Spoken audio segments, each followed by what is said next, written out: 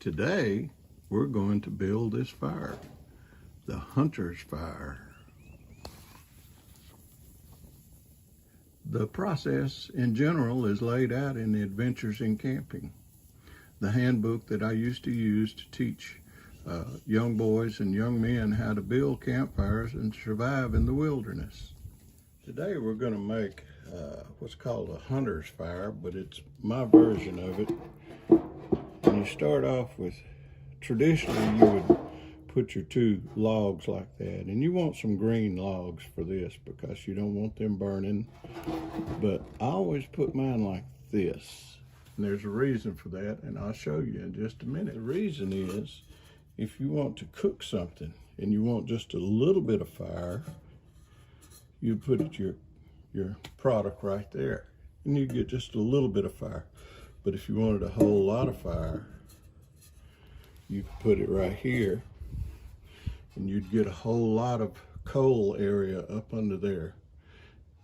And if you want a fast burning fire, you would want to lay this where the wind direction was going that way. But if you want a slower burning, longer lasting fire, you set it where the wind direction is coming this way. The tinder we're going to use today is going to be a combination of paper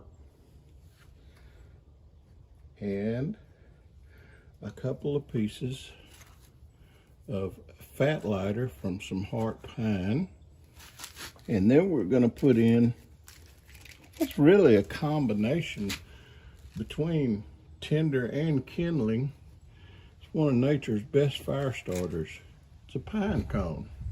Pine cones are awesome. It's time for some kindling. For kindling, I've got some pine that I split up, and I'm just going to lay it like this. I'm going to lay it like this. This is small enough that it'll be good kindling, and it'll start up quickly. It's good pine. It's got some sappy heart to it, and that'll just make this fire just really go good. Let's throw a little bit more kindling on there. These are twigs off of a pine, and this is actually a piece of root, and I think that'll be a good enough for our kindling. Then next we're going to go with some fuel size. This is a little bigger than kindling, but it's good dry stuff. We're just going to lay it up there. Go ahead and start putting a couple of larger pieces on there. This is what's considered fuel, and this is what's going to burn down into good coals and make a good cooking fire. Let's go ahead and put some flame to it here.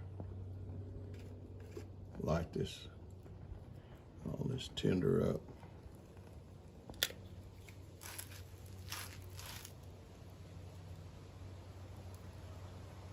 All right, our tinder is starting to catch our kindling on fire. It hasn't gotten back there to the pine cone yet, but it will, and when it does, that pine cone will really add to the fire. You can see that that tinder is really starting to catch on now, and it's shooting flames up there even to the fuel area.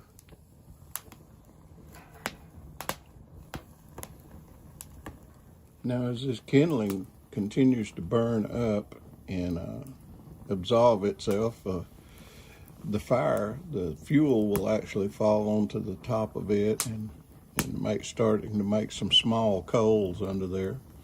And probably before long, I'd say within the next 5 to 10 minutes, we would actually be able to really cook on this fire. But just look, you can see the wind direction it's blowing.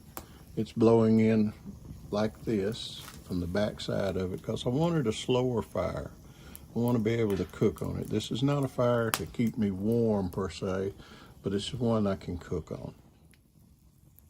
And as I said before, you want this right here, these two pieces, to be of the greenest wood you can find so that they don't burn up as quickly, and all of your coals down in here will lay in between them, and you'll have a good surface to put your pots and pans and whatnot. As you can see here, I've added some more fuel onto the top so that we'll have even more coals when they burn down in the next 5 to 10 minutes, and we'll have a good bed of coals to cook on.